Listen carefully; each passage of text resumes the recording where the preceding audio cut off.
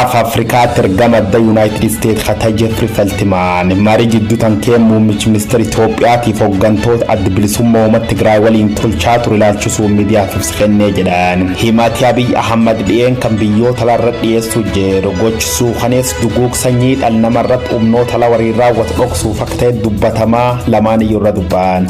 Gochi seer dhablummaa hamaqa waraan bilisummaa Oromootiin godinaalee Hooroo Guduruu Wallaggaatiif Shawaa Lixaan raawwatamaa jiru. Haayoo waraanni bilisummaa Oromoo qabsaa'uuf bakkin bujeen ajajni olaanaan ABO woboo qaamolee maqaa wobootiin hidhatanii gochi mal raawwatan dur dhaabbachuu qabna hajar jaarmiyaan kun qabsoo sirni biltsiginnaa kuffisuuf godha jiruun caasa mootummaa bulchuurra fudhate keessa bulchiisuu mata gad dhaabu dubbataa ye'uun ingidaa dabalat qaba. Lola Itoophiyaa keessa deemaa jiruun nageenyi hojjettoota xiyyaana yaachis hajar dhaabbati mootummoota gamtoomanii United Nation maatii hojjettoota isa haydil addunyaa Itoophiyaa keessa baasuuf yoo murteessu biyyoonni hedduulleen akkuma khallamiilee isaanii atattamaan Itoophiyaa keessa baasuu irratti argamu. Haleellawaan diroonii kakaa Oromiyaa godina adda sab Oromoo murni biltsiginnaa raawwate jedhaniin hanga ammaa yoo xiqqaate namooti 71 ajjeefamu jiraattoti Oromiyaa miidiyaa neetwoorkitti himan. Haleella kanaan daa'ima kichuu waggaa lamaati hanga maanguddoo gan 70 namooti dhugudhumuu dubbata.